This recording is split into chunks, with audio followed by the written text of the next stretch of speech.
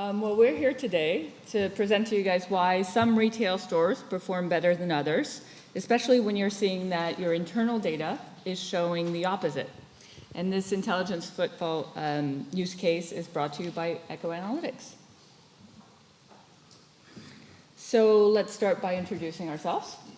I'm Thea Backlar, I'm VP at Echo Analytics, and I've been working at productizing big data for over 10 years, if you can believe it. And I'm incredibly excited, actually, to be working in the geospatial data space. It's a field that is constantly changing and evolving, and the implications for what we can do with it is actually incredible. Alex. Hi, everyone. I'm Alex Outman. I'm the product manager responsible for the activity product, which is our aggregated, analyzed, and ready-to-use mobility data set. And I've been PM for about 6 years now, in the insurance industry mostly, but I lately shifted to the geospatial industry, and I agree this is quite interesting industry to work in.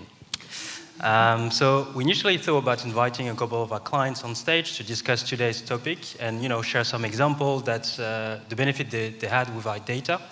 But I have a little confession to make. I totally underestimated the budget for the extra ticket. Don't tell Carto, please.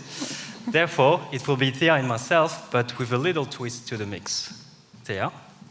Thanks. So I've actually always wanted, well, this isn't working, so that's helpful. I have always wanted to be an actor, so this is actually perfect for me. So what I'm going to do today is I'm going to switch characters. And my name is now Shmia, and I represent a super important retailer, and I have obviously a majorly important position at this retail company. But really what we're doing is representing all of the retail companies that we're working with, and the fact that they have kind of the same problems that we work with them on all the time. Thank you, Shmia. Welcome. Thank you.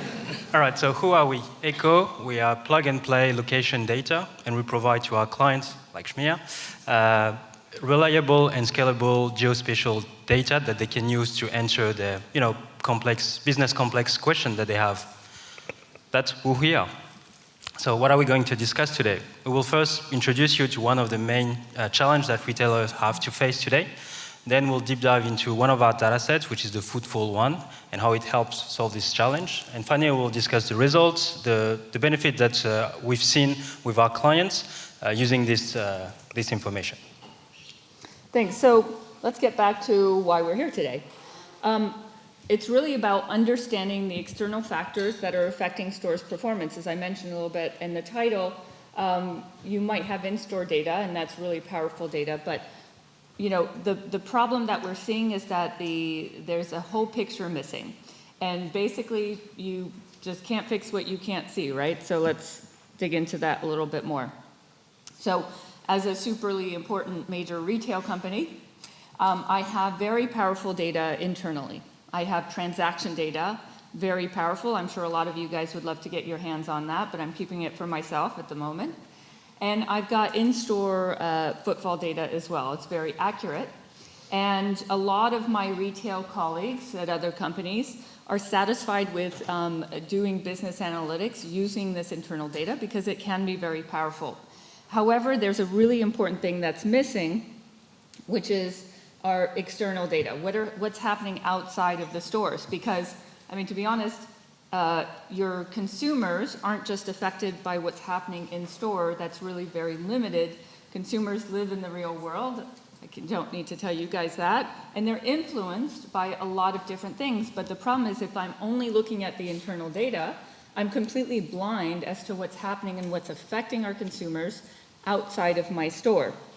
And so that's where a partnership with Echo Analytics is incredibly important to get this type of mobility data that's really going to help expand our view of what our consumers are being influenced by outside of our actual stores. So for example, understanding how long it takes them to get to my stores, or understanding what other competitors they may be going to.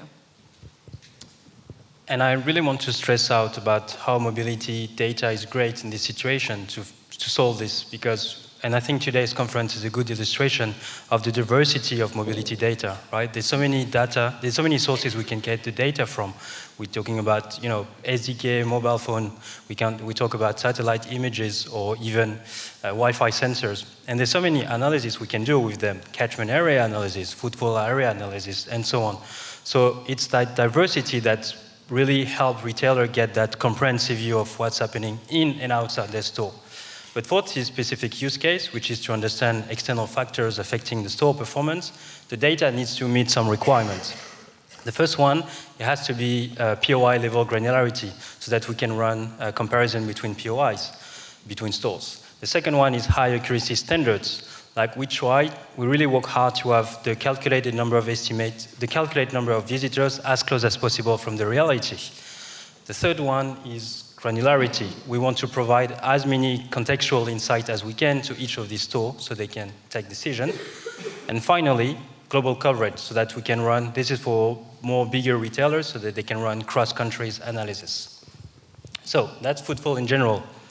Now about our data sets. Our data set correlates strongly with store performance, and it consists of the following attributes.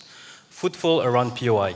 So how many people were in the vicinity of the store, depending, we have a flexibility on the radius we check, but we're really talking about all people, regardless of the dwell time. Then we have the number of visitors and visits. So how many people during the week, and here we're talking about retailer week aggregation, so from Sunday to Saturday. How many people did visit your store and how many times? The third one is repeat visitors. So during the week, how many times do they come back to your store? That's kind of good to measure kind of like brand loyalty, right? And the last one is average dwell time. How long do they usually stay in your store? And each of these attributes individually bring insights to our retailers, but I will let Shmiya discuss more about this. Thanks. All right, so why are we here today? We're talking about the insights that we can get from the data that are really going to benefit your store's performance. So what we first want to be able to do is move away from correlation and closer to causation. And that's incredibly important because we constantly have to be pushing our internal teams at retail companies to be moving away from that correlation and much closer to causation, and it's hard to do, but there's several ways you can do that more effectively. So number one is going beyond your internal data. We talked about that a little bit, obviously. I think the internal data is powerful, but if you want to take it that extra step closer to causation, you need to go externally as well with your data sets. And that's in order to combine as many data points, varied data points as possible.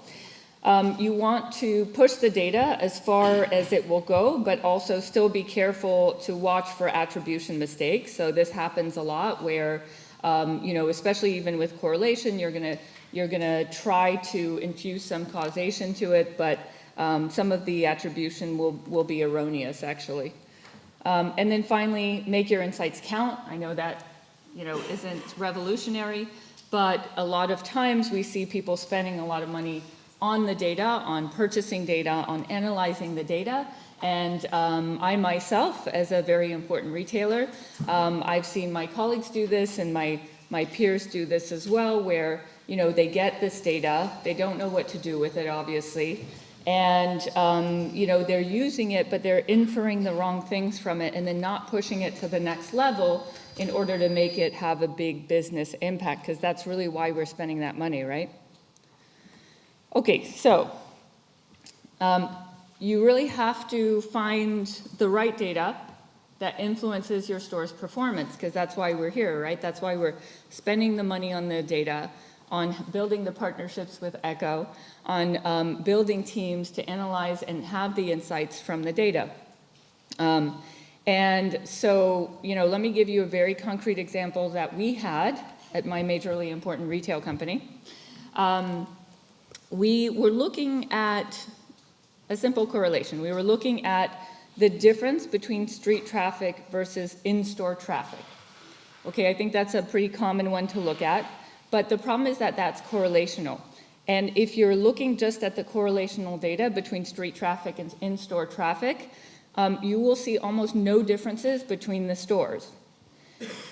You are going to see basically that, the higher the street traffic, the higher the in-store traffic that you get. That's normal, unless there's something completely wrong with your store. So what you want to do instead is look at the conversion rates from street traffic to in-store traffic. If you start looking at it that way, so you're pushing you're pushing your insights a little bit further from correlation to causation, you're getting significant differences all of a sudden between your stores in terms of their performance. So for example, this is a real use case that we came across that was pretty mind-boggling for us, at least. And this really led us to dig deeper and push ourselves really to do that, to get from insights to action. So what happened was we saw that the higher the street traffic, the more unattractive our stores became. So that's pretty mind-boggling. So let me give you a second to think about that. The higher the street traffic, the more unattractive our stores became. So that made me really question my job for a few minutes because I didn't understand what was happening. It just didn't make sense. But then I put my ego aside and I was like, okay, let's focus on this and see what's really happening behind here. And what we saw was, once we pushed it a little bit further, and I pushed my teams to really dig deeper into the data, was there's a major difference between rural stores and city center stores. And that difference is that, well, the street traffic obviously is quite different, but the higher the street traffic you get in rural areas, the conversion rate was higher. The higher the street traffic you got in city centers, the lower the conversion rate was. And that really, took us a few seconds as well, took us a few minutes, but we actually dug even deeper into that and saw that, okay, why was that happening? It was happening because when you get higher street traffic in rural areas, what's going on is people are generally in that area to go to your store. So obviously that means that the conversion rate is going to be higher. If the street traffic is higher in a city center, they're not there for your store. They're there to go to restaurants, they're there to go to other stores, they're there for whatever attractions are happening in the city center. And so what that caused us to do was find some really insightful things that we could do with that. So for example, we then really were able to push our marketing department and show them this data and push them to really be able to change the messaging that they had in rural areas versus our city center stores, so that we were able to do much stronger advertising, storefront advertising actually in our city centers to be able to, build more of a magnet into our stores. And we were able to actually lower the budget in our rural areas because it wasn't as necessary there. So that's just one of the examples that we had that was incredibly powerful for us. Thank you. So we've seen how the footfall data set is great to answer this challenge, and because we only had 20 minutes, I couldn't talk about all the product we have, but there is another one, customer journey, that our retailers also love to work with, and it's more about understanding customer behavior via the way they move during the week. So here we're talking about cross-visitation attributes, such as what was the last stop they went before going to your store, or what was the immediate next stop after, or more generally, what are the top 10 most visited brands other than yours that they visit after yours, etc. And why this important also, and why does this attribute works well with retailers is because for, I would say, two main reasons. The first one is it's another way to get insight on some of these external factors. And I will also take a brief example that happened to one of our clients. He have seen an increase in customer churn over time, and he couldn't really understand why, because the footfall in the area was quite stable. It was as busy as ever, so it wasn't because less people was coming into the streets. So it was something else. But when you actually include cross-visitation attribute in the mix, then you can see that actually one of his competitors' store was actually attracting more and more clients, more and more of his visitors to its own store. So that is the more likely culprit about what is happening. It doesn't tell you yet why it's happening, but at least it gives you the idea of where you need to dig to understand what happened. Did they change something on their storefront that makes the store more attractive? Maybe we change something on our side that makes our store less attractive. Maybe it's a combination of both. What really brings you is this insight to search for information about what is happening. The second cool thing is it's valuable for your other teams. And we were mentioning marketing, right? If you know the exact last spot they go before your store, then I think it's a good opportunity for your marketing team to have a well-made geo-targeted advertisement in these spots. So, and when you combine both, then you really unlock the power of mobility. So to conclude this presentation today, we've seen how great the mobility data is for retailer, and I think really it's a tool that they must have in their arsenal, and it's a totally unbiased opinion, of course.